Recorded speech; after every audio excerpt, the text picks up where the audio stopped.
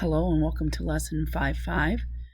We are going to work on multiplication fact strategies, some strategies to help us solve some multiplication facts. And today and tomorrow, we're going to work on the strategy of doubling. So go ahead and get out your whiteboard marker and eraser. We are going to first review some helper facts. So we have the number grid here, multiplication chart here, to help us use it as a tool to help us find helper facts for 3 times 4 and 3 times 9. So here's row 3 up here and 4 here. So what we want to do is we want to just kind of follow those along over and down until we get to 3 times 4. All right. Then we want to look at the boxes surrounding 3 times 4. And we want to think about which is the best one to use for me, that I could use it as a helper fact for 3 times 4. Well, I know 2 times 4 is 8. And 3 times 4 is going to be one more 4. So I would use that helper fact and then add on one more 4 to get the answer 12. And then 3 times 9, I'm going to start down here at the 9, and there's my 3 again. I'm going to go down the 3 until I match it with the 9, and that's 3 times 9. Okay, and when I look at the problems that are surrounding 3 times 9, for myself, I see 2 that would work as helper facts. 2 times 9 or 3 times 10. Well, I know that 2 times 9 is 18, but I want 3 9s, so I'd have to add one more 9, and I would get 27. If I use the helper fact 3 times 10, that's going to be 30, but that's 3 10s, and I want 3 9s, so I would have to take 3 away, and it's going to be 27. You pick the helper fact that works best for you when you're looking for helper facts. Let's try it again. So 6 times 4 and 9 times 6. So 6 times 4, if I go here to the 4 and there to the 6, go down until I get 6 times 4. And I look around. And when I'm looking around, I know I have tagged all the problems around it. But what I really want to do is think about the 2, probably the 2 that would work best for me. So I would think 5 times 4 or 6 times 5. So 5 times 4 is 20, but I want 6 times 4. So I need to add one more 4, and that's going to be 24. Let's think 9 times 6. All right, so here we go. There's my 6, there's my 9, there's 9 times 6. I look at the problems that are around it that would help me the most. I'm going to say 9 times 5 or 10 times 6. The fact that I thought would work for 9 times 6 is, let's see, 10 times 6. And I know that's 60. But that's one extra 6 because I only need 9, so I would take a 6 away and get 54. So 9 times 5 was my other one. 9 times 5 is 45, but that's only 9 5s, and that's only 5 9s, but I want 6 9s, so I would have to add a 9, and again 54. Now remember, when you're picking helper facts, you use the one that works best for you. You don't have to do 2 like I did. I'm just showing you them as examples, but you pick the one that works best for you. Last example, 8 times 6 and 9 times 6. So here's 8 times 6. And when I look around, for me, I would say a helper fact that works best for me is 8 times 5. So I know that 8 times 5 is 40, but I don't want just 8 5s. I want 8 6s, so I'd have to add that. I'm sorry, I don't want 8. I'm going to have to add an 8. Mrs. Fleury misspoke, and that's going to be 48. Because this is 5 8s, but I want 6 8s. I need to add an extra 8. So 7 times 9 is right here.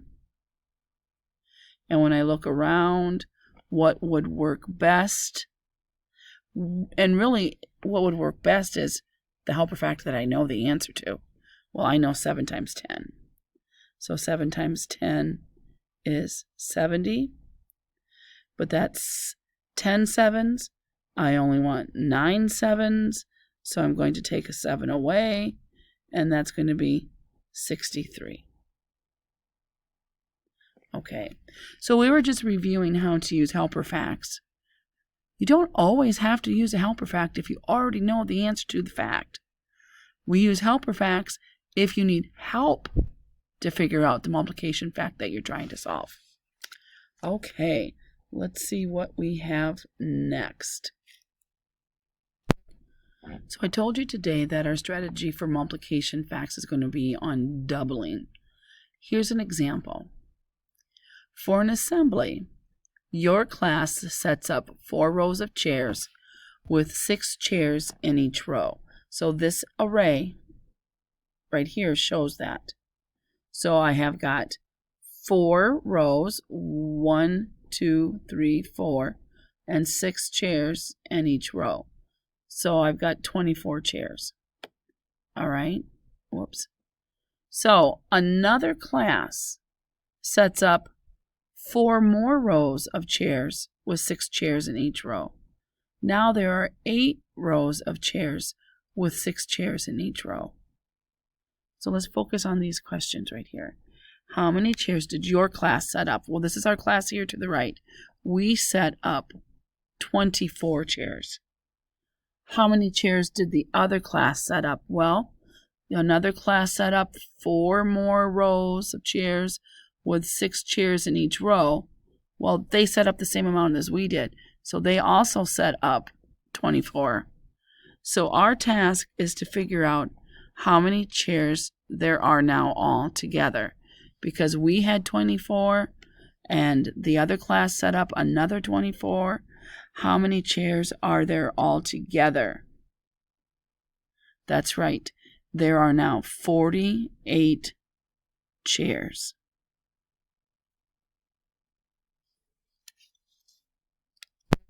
So here's how we can, when in doubt, draw this out. So we knew this was 24. And if we would just draw another box, okay, knowing that this is 4 times 6, and we're going to imagine that we have all the same squares there, and this is 4 times 6, and that's 24, and this is 24, okay? So what we can do is double the side. Instead of thinking of this as just 4, remember I've added another 4, so this is now going to be 8, and we can think of it as 8 times 6, or 4 times 6 plus another 4 times 6 is the same as 8 times 6. So what I mean by that is now I have 8 chairs going down, and there's 6 in a row, so my number model is 8 times 6. And that's the same as 4 times 6 plus 4 times 6. So 8 times 6 equals 24 plus 24. 8 times 6 equals 48. All right? Now, by no means do you need to be an expert at this little strategy right now? We're going to work on several more problems. You're going to have lots of practice, and in time, it will make a lot of sense. So here's another example. Mrs. Jones is making a room number sign for her class, and the sign is 2 inches wide and 7 inches long. So what is the area of this rectangle? The area of this rectangle is 14 square inches. Okay? But now she needed to make a larger room sign. So the area for her first room sign, which we figured out on the other page, is 14 square inches. But she wants to make it now 4 inches wide and 7 inches long. So I'm going to make another rectangle. I'm going to double the rectangle that she did already. And it's going to be exact same size. So this is also going to be 2 inches, and this is going to be 7 inches. Okay? So I want to know what the area is of the larger rectangle of her new one. So if I take my 2 inches and 2 inches for these two sides here, and imagine this is one long side, that's going to be 4 inches. So I now want to find out the area of 7 times 4. So 7 times 4 equals the number model for my first rectangle, 2 times 7, plus the area for my second rectangle that I just drew, 2 times 7. So 7 times 4 equals, well, we already said that 2 times 7 was 14. So 7 times 4 equals 14 plus 14. 7 times 4 equals 28. Now, the reason that we're using this strategy is sometimes if I don't know what 7 times 4 is, but I can break it apart into, I can half that 4, and I know half of that is 2, so 2 times 7 plus 2 times 7. I can use smaller helper facts and double those helper facts to help me figure out the answer to the bigger problem.